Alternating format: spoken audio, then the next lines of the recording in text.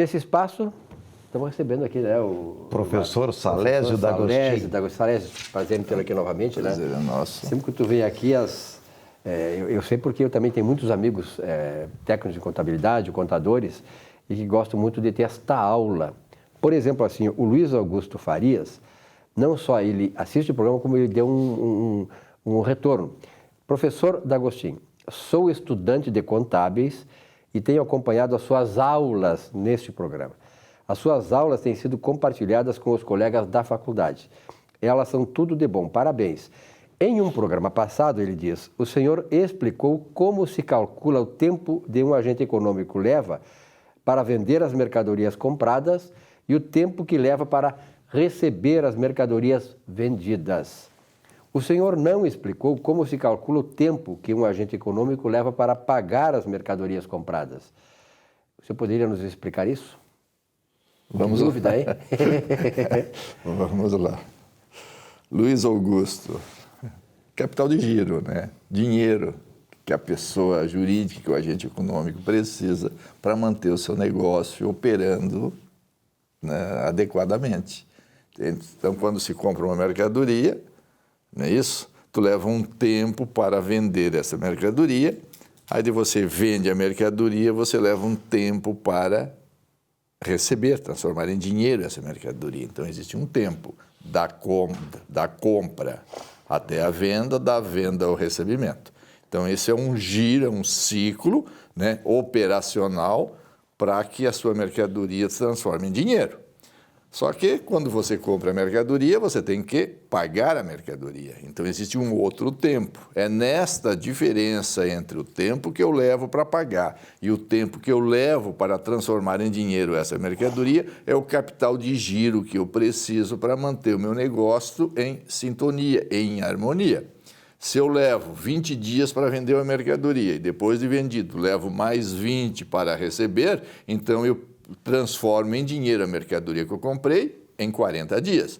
Se eu compro a mercadoria, eu tenho que pagar. O prazo que eu levo para pagar, se for menor que 40 dias, eu preciso ter capital de giro próprio para poder manter a minha atividade em harmonia.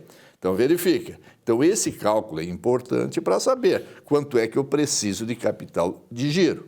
Se essa defasagem do que eu levo para pagar, que eu levo para transformar em dinheiro, eu tenho que saber se o meu capital é suficiente ou não é suficiente. Então, aí você calcula quanto é que você precisa ter de capital. E não adianta você pedir dinheiro emprestado, você tem que ajustar esse círculo operacional para que não falte dinheiro na sua organização. Por quê? Se você tem um capital que pode financiar por 10 dias e o seu giro é de 20 dias, ali faltando 10 dias. Então, você tem que ajustar, você tem que vender mais rápido, ou vender para receber mais rápido, ou comprar para pagar um tempo maior. É isso que você, como contador ou futuro contador, vai ter que orientar o seu cliente. Como eu digo, a contabilidade, né, ela usa de muitas técnicas e essas técnicas todas são usadas para gerar informações e essas informações que são traduzidas para orientar o gestor. Se diz muito bem que quem quer crescer, quem quer prosperar, tem que se conhecer. Se não se conhece, aí tu vai ter que dar um tiro para cima para ver se está tudo certo. E não é esse o objetivo da contabilidade, não é esse o objetivo do contador. Nós temos que orientar através de informações que nós temos disponíveis, né, as informações que nós temos para orientar bem o cliente. É por isso que a contabilidade ela nasceu não para pagar tributos. A contabilidade nasceu para orientar o gestor, já que a pessoa jurídica é que gera emprego e renda. E essa pessoa jurídica tem que ser protegida e tem que viver bem. Salésio, eu vou aproveitando isso aí. Na verdade, esse princípio que tu disseste ainda, ele é um princípio bíblico. Veja bem, na Bíblia está escrito, é tempo de plantar e tempo de colher. E aí é tempo de vender e tempo de receber. É isso aí mesmo. E também é bíblico a própria teoria das partidas dobradas. Isso mesmo. Porque o Lucas Paciolo, por ser um frade, não é isso? Ele usou a teoria da existência das coisas para identificar o débito e crédito. Ele disse o quê? Tudo que eu tenho veio de algum lugar. Tudo que eu tenho é o débito de onde veio o crédito. Entende? Então verifica tudo. A contabilidade tradicional, né, ela tinha uma definição, um conceito, né, que vinha inclusive da Itália mesmo, que era registro de atos e fatos de uma azienda. A palavra azienda, né, pessoa jurídica, agente uma pessoa jurídica, uma entidade, né, que gerava uma atividade. No conceito tradicional, então, registro de atos e fatos, a questão deste controle, desse fluxo de caixa, né, entre compra, venda, pagamento do que comprou, recebimento do que vendeu, né, ela entrou como uma ferramenta posterior. Essa ferramenta, ela é disponível, digamos assim, dentro do conceito atual, para os contadores poderem se apropriar e utilizar essa ferramenta como orientação aos gestores? Sim. O Luiz Augusto, eu não respondi a tua pergunta, tá? Eu já vou responder, tá? Eu simplesmente fiz uma introdução. Logo em seguida já vou responder a tua pergunta, que se tu queres é que eu explique como é que se calcula esse tempo de pagar. Lá vou explicar logo em seguida.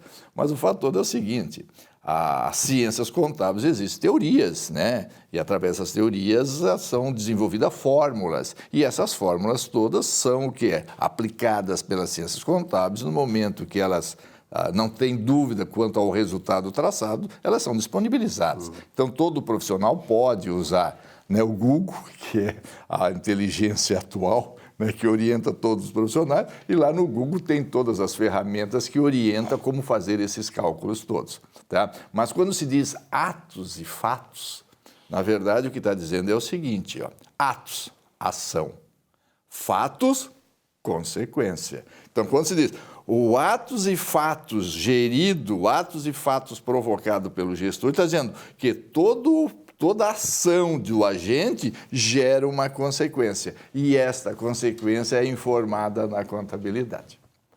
Tá? Então, por isso que diz atos e fatos, né? Atos, ou seja, uma ação gera a consequência. Muito bem. O fato todo é o seguinte, Luiz Augusto. Ó. O senhor não explicou como se calcula o tempo que um agente econômico leva para pagar as mercadorias compradas. Ora, veja só. Então, se você está fazendo uma análise externa, você vai pedir as demonstrações contábeis para fazer o exame.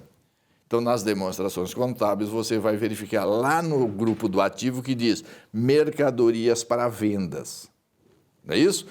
Isso lá no ativo, eu tenho mercadorias para venda. E lá no passivo vai ter uma conta que chama fornecedores, que são as pessoas que forneceram essas mercadorias. Então, veja, no passivo, que é a obrigação, eu tenho a conta de fornecedores, que eu tenho que pagar, e a conta que eu tenho em estoque, que é as mercadorias para revenda.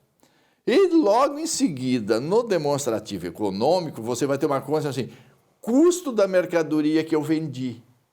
Ora, então, quando eu compro a mercadoria, então você faz o quê? Você registra essas mercadorias em mercadorias para venda, lá no ativo, estoque, e quando você vende, você tira do estoque e passa para mercadorias vendidas. Então, o somatório entre o que eu tenho em estoque mais o quanto eu vendi, que é o custo da mercadoria vendida, é o total de compras que foram efetuadas naquele período. Então, você soma os dois valores, que são os valores que você comprou, ok? Então, se eu tenho em estoque 100, tenho 900 como custo, significa dizer que naquele período você comprou R$ 1.000.000, ok? Muito bem, aí você tem a relação de quanto você está devendo. Se você está devendo 100, então significa dizer que durante aquele período que você está examinando, você comprou 1 milhão, 100 mais 900, e tem para pagar 100. Isso quer dizer que durante o período houve o quê? Um giro de 9 vezes. Eu comprei, vendi, durante 9 vezes você fez o giro e está devendo uma. Então o que é que você faz? 900 dividido por 100 significa 900 dividido por 100, 9 vezes de giro. Se o período for de 6 meses, 180 dias, aí você vai verificar que o prazo médio de venda foi de 20 dias. Está explicado. Entendido? É simples. É simplesmente verificar o giro, que é o quanto eu comprei dividido pelo que eu devo.